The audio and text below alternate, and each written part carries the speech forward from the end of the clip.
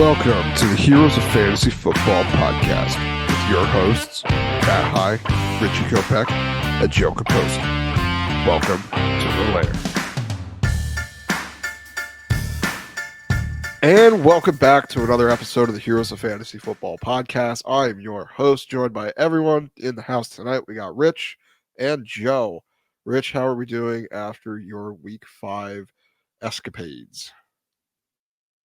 Not too bad, I guess. I managed to avoid the A-Chain news in one sense, but at the same time, I lost my one share of Justin Jefferson. So, little sting on that.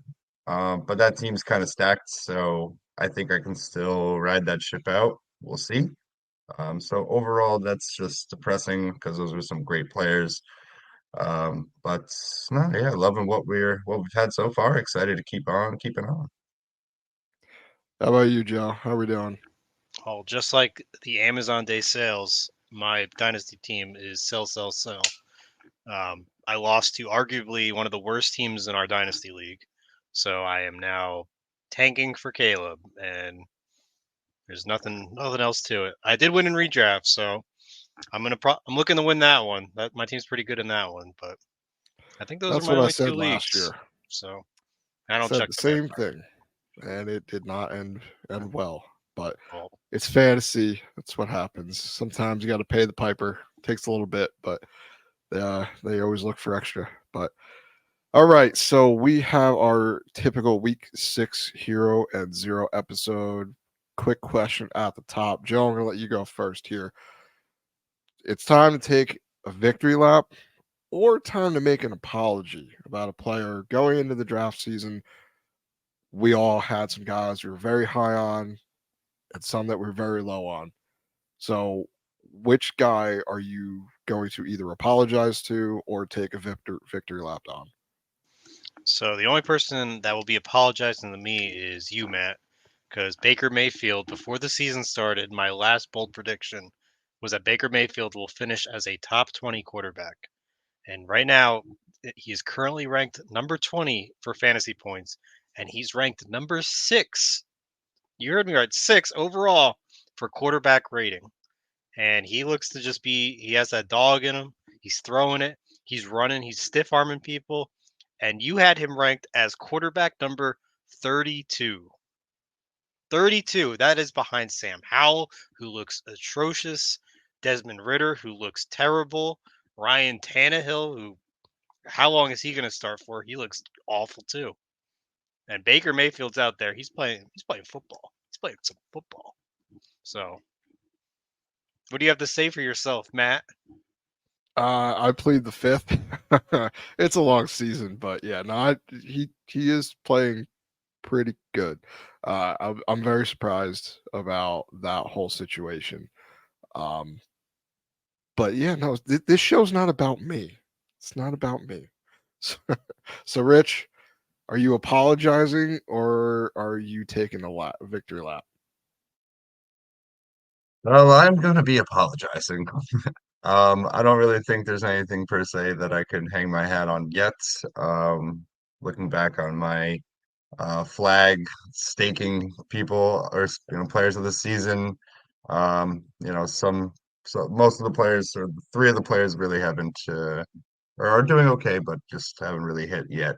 And one is kind of tanked, and that's really because of my sadness, and that's the fact that I put Daniel Jones really up in that top, like top five consideration.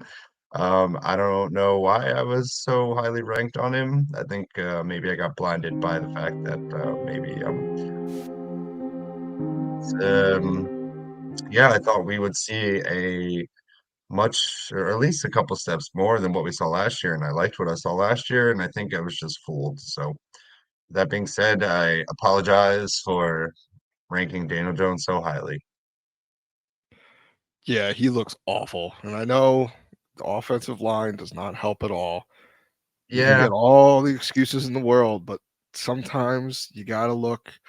If it looks like a duck, walks like a duck, acts like a duck, it's probably a duck. And he does not look like a franchise quarterback. And I'm sorry, but well, I don't know. I will say that the O-line is definitely terrible, terrible, terrible. But yeah, it doesn't bode well for him. You know, Evan Neal's doing a great job blocking our own teammates. So I props. can't, I can't Hats off to him. stand, I Hats can't off to stand him. watching videos. I'll just go back to flipping burgers while you're blocking your own teammates over there. So Yeah, Jesus. Yeah, it's a sad time right now for our New York Football Giants, but I'm gonna go on a positive side, and I'm taking a victory lap on Justin Herbert. Currently, the quarterback 2 in fantasy points per game, has not finished outside the top 12 yet this season. He's got 7 pass touchdowns, 3 rushing touchdowns. He's on a 43 touchdown, 17 game pace, most of which, actually all of which, are not including Austin Eckler. He has no passing touchdowns to Austin Eckler, who has been out of commission and should return this week. It's really going to come down to if Josh Palmer, Quentin Johnston can really step up in lieu of Mike Williams being out.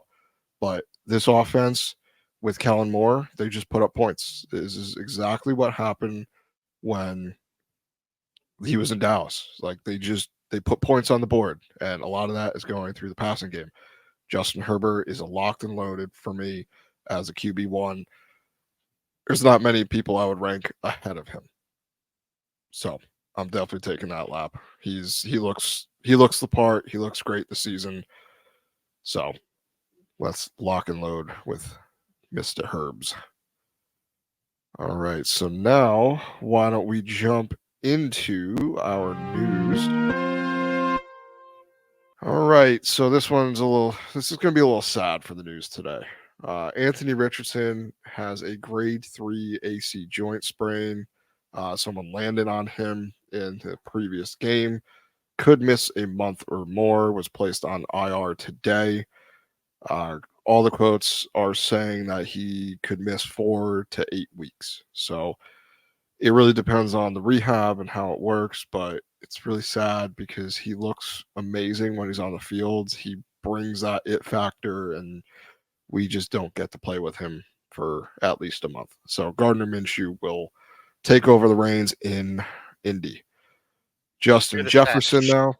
Yeah, Mr. Stash. Justin Jefferson was also placed on IR with that hamstring injury that forced him out of the Chiefs game. This is going to be one of those situations now where are they going to bring him back? Because they're probably going to lose a couple more games because without your best offensive weapon off the field, it's going to be rough.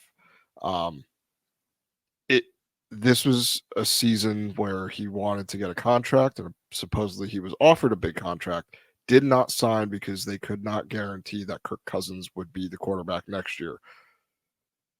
Now, I don't know what else to really think about it, but head coach Kevin O'Connell has said he doesn't think it's season ending, and you don't like hearing that from a coach about your best player when you're thinking about them for fantasy, because if that's even a remote possibility, what is he worth right now? So are you looking to buy low on Jefferson, hoping he's back in 4 weeks?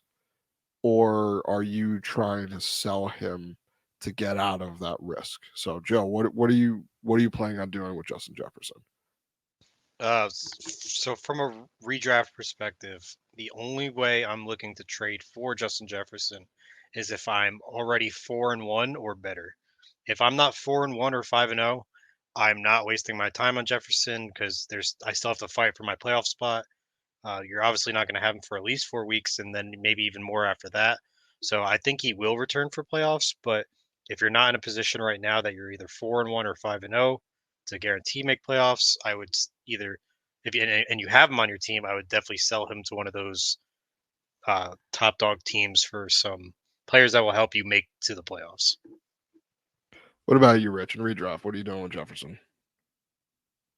Pretty much the same, well said by Joe. I think that it's more of a can you have him on your team as taking up a spot. I understand he's on the IR spot now, so technically, I guess he wouldn't be taking up too much of your our roster spots there. So I don't know. It's iffy for me. I do think he plays again just because of who he is.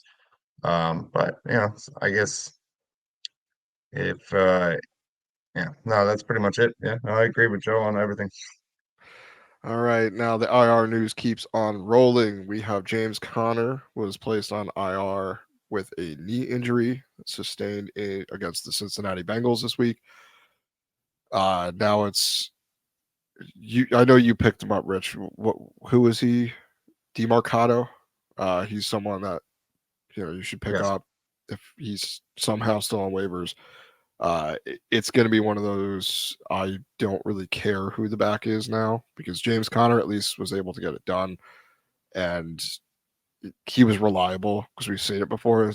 These guys now, or we haven't really seen him on the field, or we've seen him very limited. So I don't really care who is out there. I'm just going to try to stay away if I can. More wonderful IR news. Devon Achan, the running back stud that came off of waivers that everyone wanted to rush for and is breaking fantasy and the NFL, is now placed on IR as well with a knee injury sustained against the Giants. It's Mostert, Jeff Wilson, Savon Ahmed, and that's pretty much it. So I don't really know. Where do you stand on that? Are you on the Mostert side or Jeff Wilson, even though he's just coming off IR? Mostert, 100%. I mean, he's already out there doing well. I wouldn't expect some guy that just came off IR to outtouch Mostert ever. Yeah, that's kind of what we saw even when Achan earlier in the season when he had that injury. First week back, he got like 1 or 2 touches. So they're going to ease him back in. So long term, I do think Jeff Wilson could out overtake Raheem Mostert, but it's going to be one of those you never know when it's going to happen because we went through this last year where they both had decent seasons in that backfield and happened at the same time. We have Travis Kelce exited the game briefly, but returned and in typical fashion scored a touchdown because that's who Travis Kelce is. It looked bad, and then apparently he was okay because he was running around. Didn't practice today.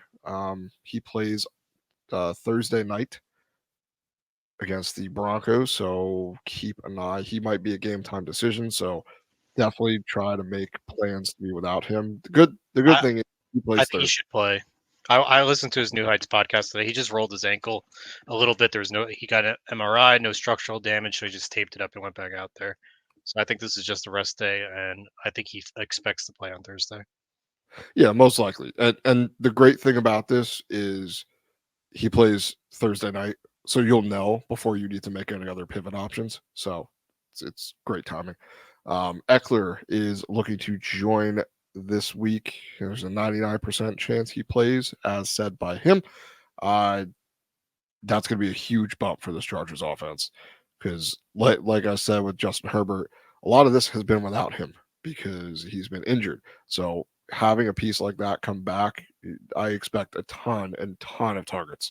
He could be the RB1 from here on out, overtaking Christian McCaffrey just with the amount of receiving work he's about to receive. Um, what else we got? Javonte Williams looks like he's coming back. He was close to playing. He should be back. Greg Dulcich is activated from IR. Deshaun Watson, I don't know really what's going on with him. He is still a DNP in practice.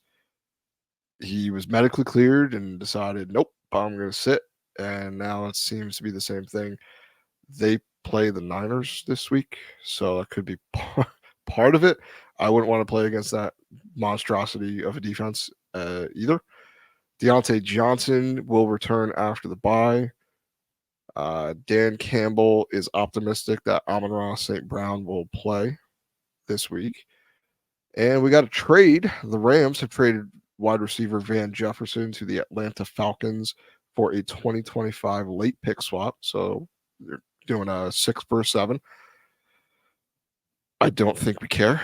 Do you either of you care at all about that? To me, that just says Tutu Atwell might be a desperation flex play some weeks, but that is about it. You ain't gonna feel good about it. You ain't gonna be happy, but I think you have Van Jefferson in our dynasty league. Does this do anything for you after losing Jefferson? So you make the starting lineup or still on the practice squad? Um, I mean, I guess there's not as many mouths to feed as far as throwing the ball in Atlanta as there was in the Rams. So maybe if all my players get hurt and I'm on a serious bye week, if I can plug in Van Jefferson, maybe my prayers are not as crazy. But no, they're still crazy. I'd be sad to play him. Yeah. The way the Falcons do this is they'll take mac and cheese, a box of mac and cheese, not the family size. They take the smaller size and like, here, this is gonna feed all of you. So enjoy. It ain't enough for anybody, even a single person. But all right, teams on bye this week. We have the Steelers and the Packers. Not too many pieces you were excited to play anyway, so this is kind of a reprieve week. But next week, keep an eye out. You got to make some moves on waivers, most likely. This is the time to do it because next week we got Apocalypse, baby. We're here with the Panthers, Bengals, Cowboys, Texans, Jets, and Titans all on bye. It's a big week. So I know some of those teams aren't that great, but they have pieces that have been steady. So definitely try to make some moves now while you can, because everyone's gonna be looking and rather be early than late. But all right, that brings up the news. Now we got some buy or sell. Having a little fun here. So first question here, we're gonna do the same thing that we did last time. Damian Pierce is a buy low running back right now. Currently, the RB23. Joe, let's start with you. Are you buying low on Damian Pierce? If I really need a running back, maybe. Um, he he doesn't excite me. I mean, his best 5 weeks in now, and he's put up 13 points was his highest total. I mean, it's not exciting. You can probably get that with other running backs that you already have on your bench or team.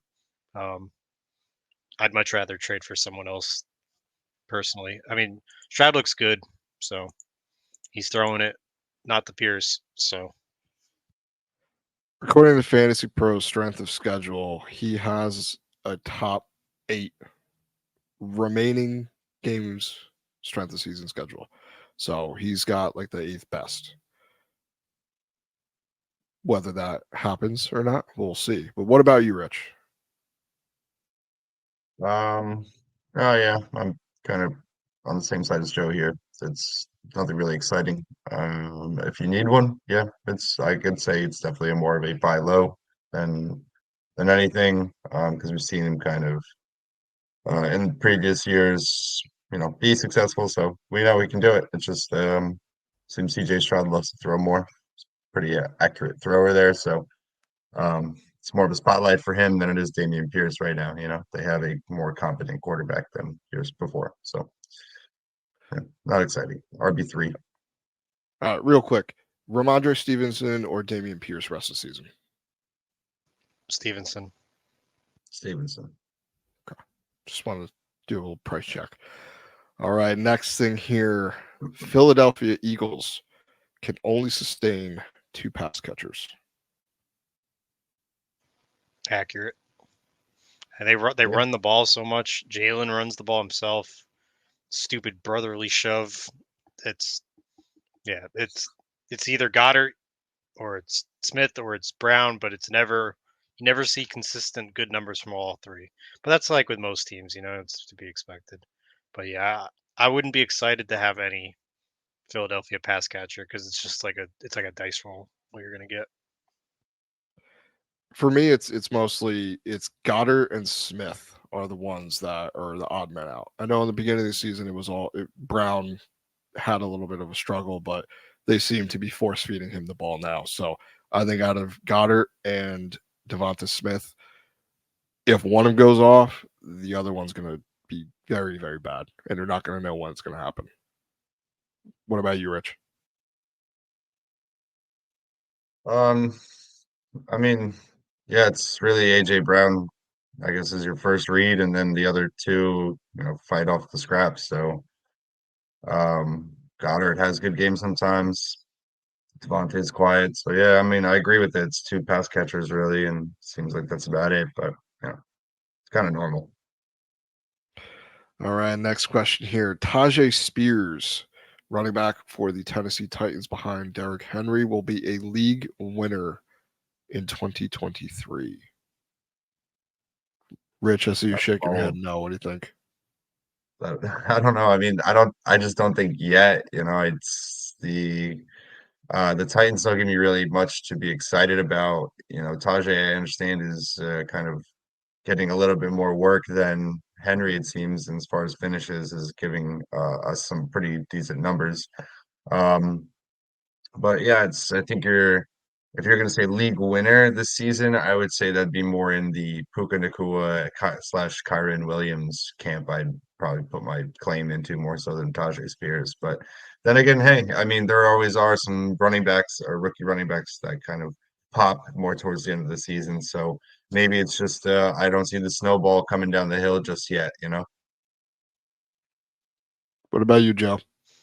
Yeah, league winner seems a bit extreme. I think he looks good, but I don't know. I don't know if I'd call him a league winner. But Do you guys think that Derrick Henry gets traded at before the deadline? If that team is going nowhere, which it kind of seems like it right now. What are your thoughts on Henry? I I feel could like he's I on the could see him block. retiring soon. Isn't he old? He's 28, I believe. 29. 28, 29. I mean, that's pretty old for a running back. So I don't see him playing much longer. Maybe one more year, if that, two. But I could see retirement in the future for him. All right. Yeah, I would say retirement. Next question here. Cooper Cup and Puka Nakua will finish inside the top 12 in wide receivers in fantasy points per game for the rest of the season. Joe, where do you stand? Both top 12. What do you think? It's possible. I could see one of them being top 12. I don't know about both. It's almost like the same Philadelphia question. It's like if one's going to do well, the other one, of course, is going to do not as well. So, but it's possible. I mean, they both did pretty good this week. So, Yeah, first week back that's with Cup, it's 1 week, targets are there. I know. only 1 week. Rich, what do you think? I know you're not a big Puka guy, but what do you think? He Very hates. funny. Very funny. But no, Puka, you yeah, can you can go into the comments and rip him a new one. We're here for it. Me and Joe like you. So so anyway, um, yeah, no, I agree with Joe. It's the same thing. It's I think one can get inside, and I think one you could see, so let's say top 20, top 25, but other than that, I don't think both. yeah, I'm just basically saying because last year Tyreek Hill, Jalen Waddle, AJ Brown, Devontae Smith, like we do see two wide receivers from the same team enter that area. Um, so I do personally I think they do. Both look amazing. They both get the target share. I think this offense, provided that Matt Stafford stays healthy and they continue to do what they keep doing, there's plenty to go around. They just sent away a wide receiver. Tyler Higbee is a complete non-factor, and having cut back is a big lift. I think that makes Puka better.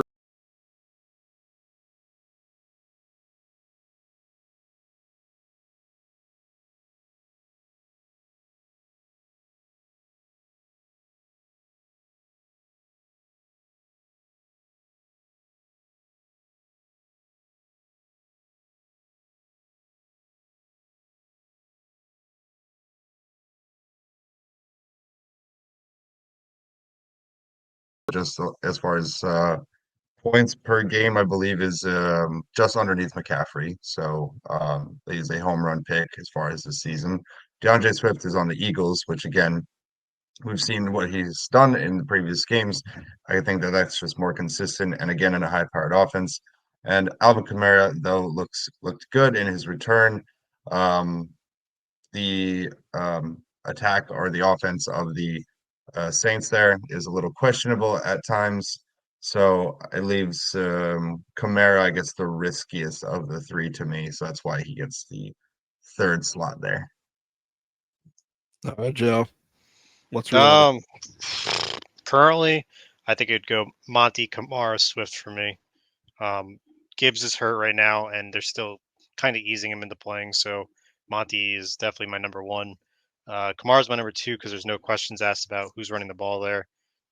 With Jamal Williams out and um, who's the backup, Kendra Miller, doesn't worry me about taking touches from Kamara. So Kamara is a safe number two for me. And Swift would be my number three. I know he's looked really good, but now Penny's back, and yeah, I'm just there's so many, and Jalen Hurts runs the ball, so he's my riskiest option for me for running back. Yeah, I think I agree more with Rich, Monty, Swift than Kamara, just because I think DeAndre Swift is on the better offense, more scoring opportunities. I know a lot more work should be had by Alvin Kamara, but that team Well, you're doesn't wrong. look So too. We'll see. We'll see. All right, so we're gonna do a Puka price check. Now, where I'm gonna give a couple names. Just tell is this for me dynasty or redraft? redraft, Okay, all redraft only. right, I'm ready. Jalen Waddle, Puka, Rich, Okay. Chris Olave, Puka. Puka. Love CD sucks. Lamb. That's a tough one. That's a tough. Puka. I think I go Puka still. Richie's just trying to give Puka for everything. Cooper Cup. It's the ultimate Cooper test, right? Cup. I just want to make sure you're not just playing a game here. I Trick can actually everyone. back up why I'm picking Cooper or Puka over these three. I mean, CD Lamb, honestly, Dak does not look like Dak, so I don't know. Puka. All right, Devonte Adams coming off that terrible Monday night game. Devontae Adams, Yeah, I'm gonna go Adams here. Devonte Smith. Puka. Puka. Okay, that's kind of where I lean to. Puka just looks like the real deal, and it's exciting to watch him. Like it's fun. Like just watching him play football. It's a lot of fun watching him run these routes and make these plays and really shut down the haters. So, all right. Now this one was surprising. We all kind of got this one wrong. At least I know I did. I thought Brock Purdy was going to regress in the negative way, and it does not matter. This system is quarterback friendly. And turns out if you surround your quarterback with a great offensive line, an awesome defense, and amazing pass catching weapons, turns out you could be pretty darn good at football. So we're going to find the line in the sand for Brock Purdy. So I'm going to give the same thing. We're going to give a couple names. You tell me. That sounded like a very Purdy hater comment. Yeah. Well, I just looked at history and he had like a Have you seen the dimes almost. he's been throwing and how he's cutting I up have. coverage? He looks really That good. must be the players around him though. That's crazy. Well, yeah, I'm not saying it wasn't him. He looks good. That's what it sounded Just like. I don't know. all right. So apparently, I hate Brock Purdy now, but Uh, I think he's great. I tried to acquire him, unsuccessfully so, but I tried to acquire him. All right, so we're gonna pick a couple names. You tell me where you're going. We're gonna start at the top here. Rest of season rankings: Patrick Mahomes, obviously Pat Mahomes, Josh Allen, Jalen Hurts, Tua, Herbert, Lamar, Burrow, Fields. am I supposed to Still chime in? I don't know. What are we any of doing? these guys that you would want Purdy over? I think Yeah, all right of after them. I think right after I'd play Tua, Hurts, Allen, and Mahomes over Purdy, but I think I'd play Purdy over Lamar, Burrow, Fields, Lawrence, Cousins, Goff right now. Okay, where's your line? So you're saying what, top 5? Top 5, yeah. No, yeah, number 5 exactly. 5. Just barely. Lamar looks good, but his pass catchers look atrocious. Like the amount of That drops. was I watched the drop pass highlight reel. It was crazy. it was So really long too because there was a it lot of was them. really long. The poor All man. right. So if I have any one of these players, and let's say Purdy is like my backup bye week quarterback, right? Or like maybe on a good week, try to throw him in. Like that's really what I'm looking at there. Because I mean, Purdy's been consistent, whereas a lot of these guys, like Joe just mentioned that line there, which is probably a good place to put that line, just because of how the way that some of these players have been playing. However, these players that are, still being, I guess, put on that opposite side, like Lamar, like Burrow, like Fields, these are players that I mean, we minus Burrow. I mean, we've seen the running capability of them too, and I think that's like a much higher ceiling. So it really depends, I think, for you, like what you need as far as like at a week. Like if you are looking at an opponent that is, has a higher projected score than you, I mean, maybe you need the points from Lamar or from Fields' chance to kind of explode. Burrow as well. I mean, Burrow has great receiving options. Burrow can run, but obviously the leg is the issue right now. So I understand the concern. I understand wanting to put him there, but I mean, it's tough really to bench Burrow to put in Brock Purdy. Granted, I understand he's been playing well, but I don't know. I mean, I draw the line right pretty much. I think the toss up between me, if you go between that whole entire, list there, it's really Lawrence Cousins. I think somewhere between there is where I could comfortably can put Purdy as a starter. But anything really, I mean, so Lawrence is where I start to question it. Anything else past that, I mean, it's kind of I'm definitely going to play them first, unless it's Purdy's in a really good matchup and they're in a really against a really bad defense or something of that nature. That's how I thought Currently, too, Richie. But then I've been disappointed too many weeks in a row now. So I think I'm gonna start Purdy. I mean, don't get me wrong. I've been starting Purdy in 2 leagues since week one and been loving it, and I'm 4-1 in both of these leagues. So I'm all for the Purdy train. Don't get me wrong, but he's in my super flex, where I have a quarterback from the higher list also involved. So maybe I'm a little bit different. yeah, I just want to see if there's any of these guys like where he would fit one quarterback league. Are you starting Purdy over any of these guys? So I think we have for me, I would play him. So I'd go Mahomes, Allen, Hurts, Tua, Herbert, Lamar, Burrow, Fields, then Purdy, then Lawrence, Cousins, Goff. That's kind of where I put it. I like what I see, but I like the potential of some of the other guys, which I could be wrong for thinking that. I could, have egg in my face afterwards and realize I should have just started Brock Purdy, but that's kind of where the line I put. Um, but I think that was good. You guys ready to get into some heroes? Oh Let's do it. sure. All right, Joe, who is hero number 1 for you in week 6? This week, uh, probably a pretty obvious one is Raheem Mostert versus the Carolina Panthers. With A Chain now going on the IR, he is the main back in Miami. And the Panthers are the second worst run defense. They're giving up an average of 5.2 yards per carry. And I think that Mostert is going to feast. I think I would agree with that as well as everyone because look what they just gave up to David Montgomery and the Lions. They basically just ran down their throat the entire time, and there was nothing they could do about it. All right, Rich, hero number 1. Hero number one is James Cook versus the New York Giants. I think it's pretty safe to say that the Giants are not doing too well this season, and that really includes their defense, which has looked rather soft, to put it nicely. So yeah, they're currently giving up 30 points per game on average on the season to the running back position, with the sixth most points given up there. So um, Bills, we know they can score. So I think it's just one of these games where the Bills are just going to get up big real quick, and we're just going to watch James Cook pretty much run out the clock. So should be a good week for him. Yeah, it'll be a bad week for the Giants, but amazing week for the Bills. So I'm excited to see it. All right, my first hero is going to be Alexander Madison against the Chicago Bears. The Bears defense is ranked 30th against opposing running backs, allowing about 27 points per game to the position.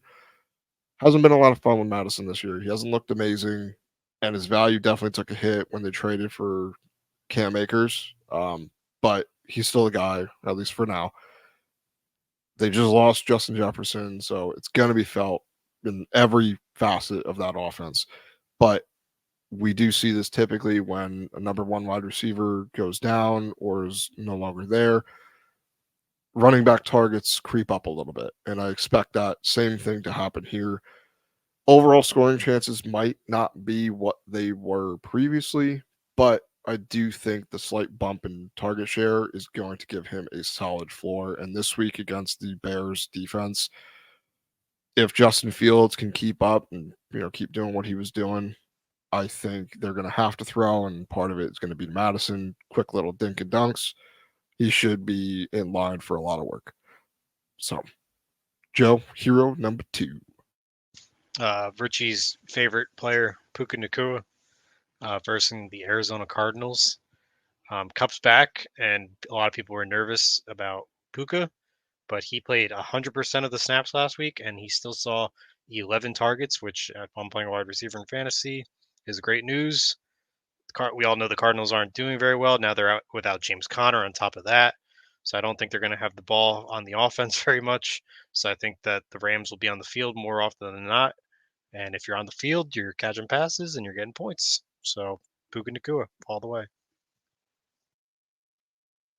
I mean, I know that you guys think that I don't like Puka, and I do like Puka, but I'd be a little concerned with Cooper Kupp coming back that, with the Cardinals not really being much of competition, maybe Cooper catches most of the work before it's over in the first quarter, and then we just see Kyrie Williams go to town. But either way, carry on, carry on, carry on. Trevor Lawrence is my hero number 2, versing Indianapolis. Yeah, and it's been rough for T-Law managers, so I feel like I just wanted to add a little positivity there. Oh, well. But we started off week 1 nice with a QB8 finish. Since then, he's been outside the top 15. It's not exactly something that you like. And especially as one of my guys that I planted my flag on, I want to fully embrace him this week. I think this is a get right week for him. Should be some competition there, I think, with the stash, because the stash likes to have good games, some competitive games there. So Colts giving up top 10 points to the quarterback position on the season. So I like my chances there with a bounce back week from Trevor. I like it. My second hero of the week is going to be Mr. Gabe Davis versus the New York Football Giants. The defense there isn't as bad as the offensive line, but still not that great. Not too far behind. They're ranked by PFF as a bottom 6 defense against opposing wideouts, allowing over 31 fantasy points per game to the position. Davis has been quietly having an amazing season. He scored in 4 straight games, sits at wide receiver 12 in half point PPR leagues, and is setting a career high in catch percentage at 69%. Somewhat unsustainable, most likely, for someone of his type play style, but he's been sitting around 50% for most of his career. And now that he's getting all of these targets and catching them, this is why he was a post hype sleeper, because everyone thought this was coming last year, and sadly it didn't. But now it is. So this offense is running. He's a big part of it. And I think he just gets down to business again. I don't know if he scores this week, but the Giants defense is not very good at covering the deep ball either. So he kind of excels at that. So this could be another game where he goes 5 in a row with a touchdown. Now let's get sad. Zeros of the week. Who's your first zero, Joe? It's going to be Jerome Ford versus the San Francisco 49ers. Before the bye that they had last week, he rushed 9 times for only 26 yards, which is not great. And now he's going against an even better run defense with the 49ers. And without a possible Deshaun Watson playing, if they have PJ Walker out there, I don't think the pass game's going to look very good. They're going to have to try to run it more.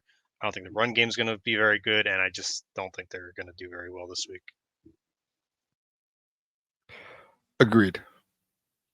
Yeah, I do agree with that as well. Yeah, so I'll kick it off then. My first zero, and that would be the Zach Moss or Jonathan Taylor versus the Jaguars.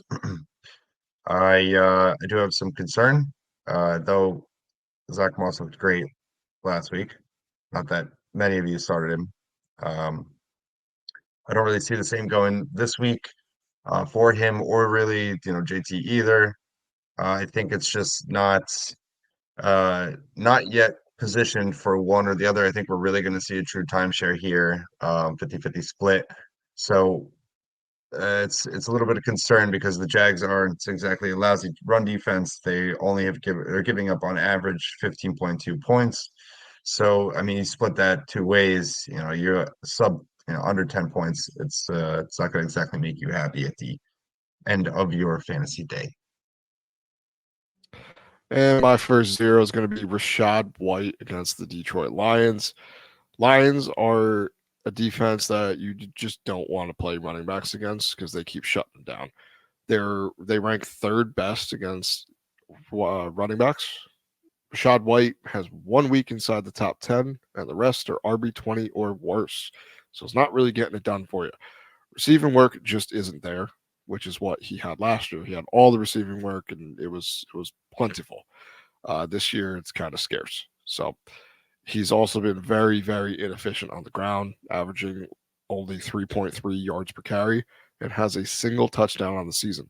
Part of this is because this is still a pass happy offense with Mike Evans, Baker Mayfield playing a lot better than a lot of us expected. And his floor is just very, very low. And this is not the matchup that is going to absolve everything he did. It's not going to be a lot of fun. So I would definitely try to sit him if you can.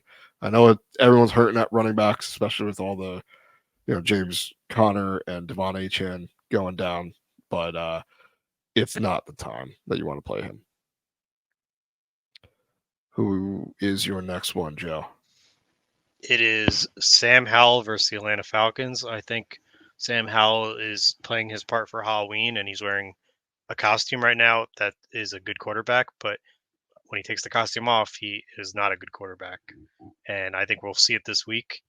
He's put up 22.5 points and 30.3 points in his last 2 games, which is great for fantasy owners, but those were against the worst passing defense and the 7th worst passing defense.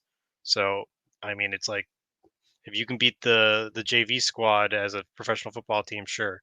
But now he's going against the 21st with the Falcons. I think he's going to fall back to earth real quick. I see a couple interceptions. I think it's going to be kind of a low scoring game there.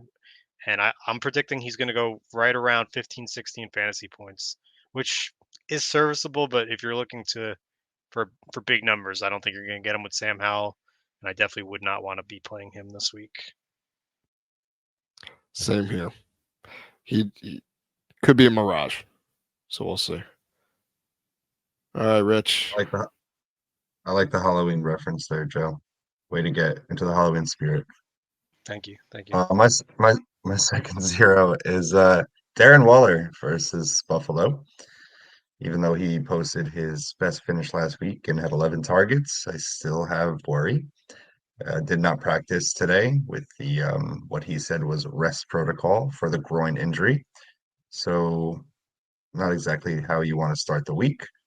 We have some news of Saquon, I think, slowly but surely, I think coming back as high ankle sprains typically will keep you out for about 3 weeks before we start to see players come back. So better shot of him coming back this week. And if he does, I do imagine that he'll eat into some of Waller's work as far as the targets that go around.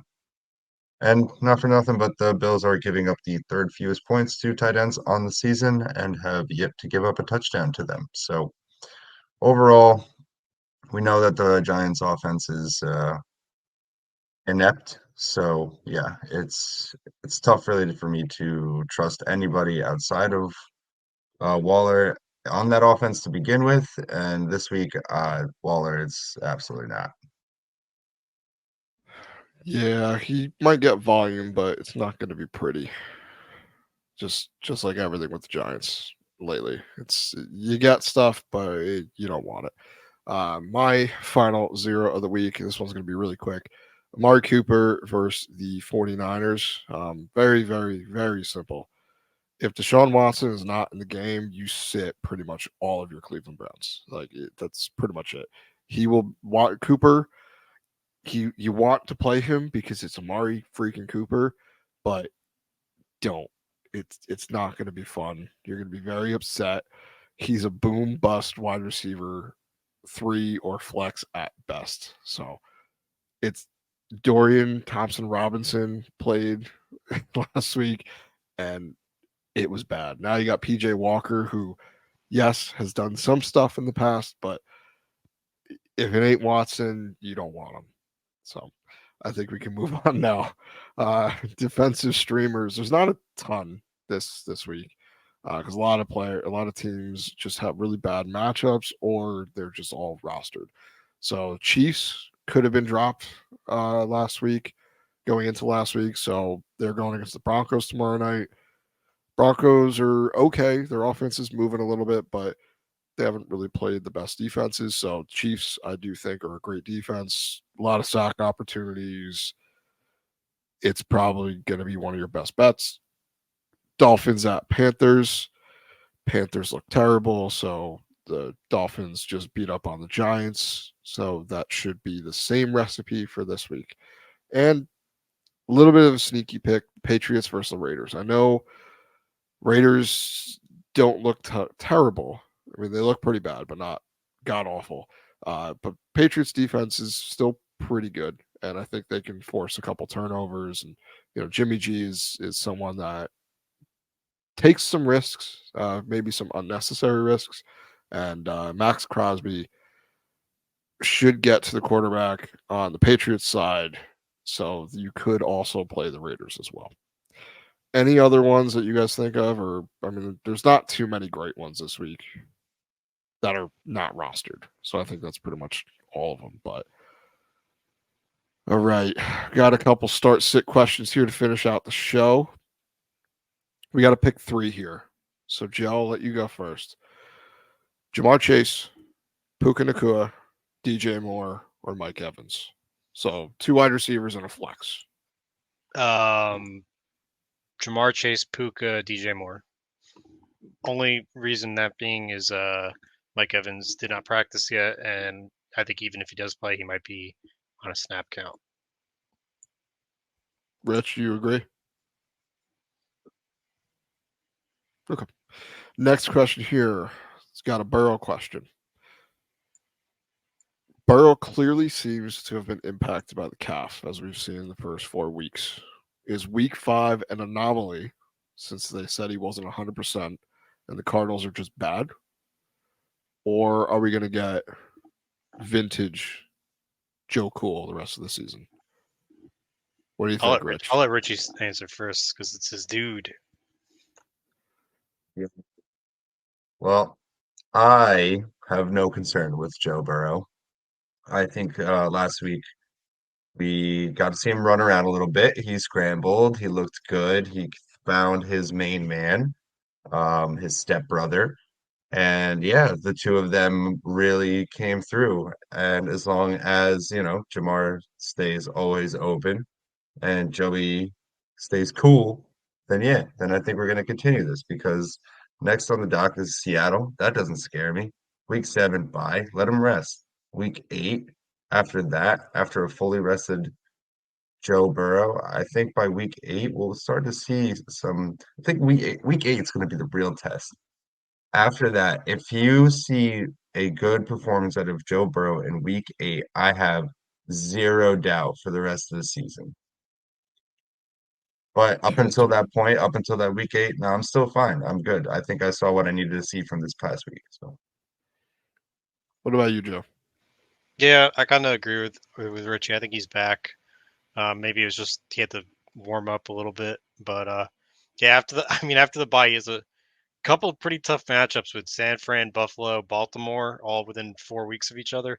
I mean, at the end of his season it looks pretty nice, but those are going to be some real tests. So I guess we'll see during those four how cool he is. Yeah, we'll see. All right, got a dynasty question here. Looking at the Cleveland Browns running back room. What value do you put on Jerome Ford in dynasty? Do we think the Cleveland Browns are going to replace him, or is he going to be the RB1 should Nick Chubb not be able to regain form? I'll let you start us off, Joe.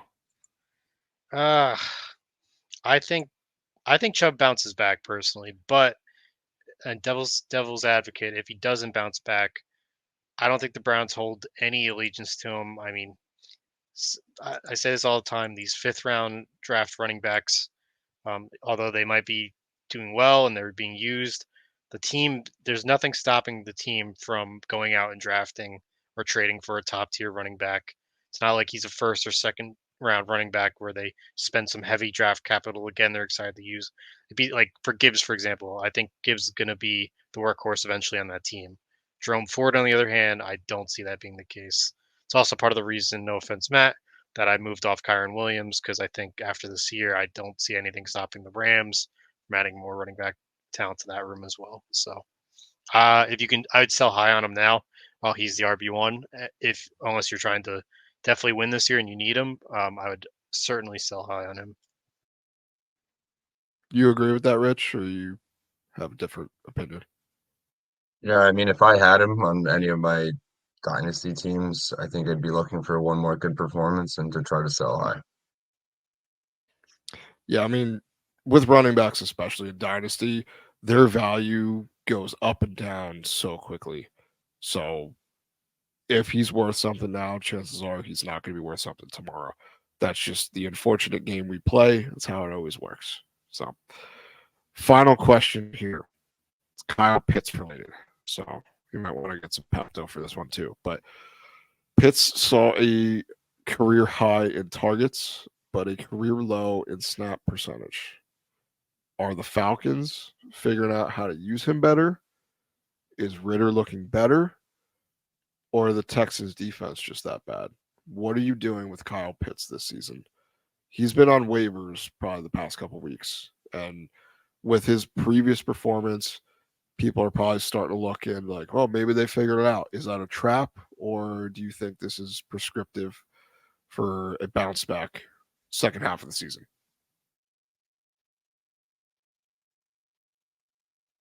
I think I'll just go ahead and start us out on that. And just really, I want to say that it's going to come down to the matchups here. So, Pitts is definitely just as really, I think, at any tight end at this point, just a matchup based player. And with that, in games where they can get away with just using Bijan, I think that's that's the identity of the team as we know. So I think that's until further notice or until they get a quarterback that can sling it, that's what we're going to see. But obviously they can't be doing that in every game, and some games they're going to face some real competition. So look, it's just a matter of it falling in his way. He is a big body receiver almost. I mean, without having the receiver title. So that's why there's still faith in Drake London too. I mean, you have to at this point understand that these receivers for the Falcons, I mean, you really should only be playing them in matchups you know that they're going to need to, catch up and score. What about you, Joe? Arthur Smith sucks. Desmond Ritter sucks. I have Kyle Pitts. I'm fully invested in the Kyle Pitts. I have cards and helmets of his, and he's being wasted away in this Arthur Smith offense. So I'm not selling low on him because I'm not going to get what he's worth. He's a tremendous talent, and we just need to wait for him to get traded or a resurgence in Atlanta. Yeah, we'll see if that happens. I feel like we've been waiting on that.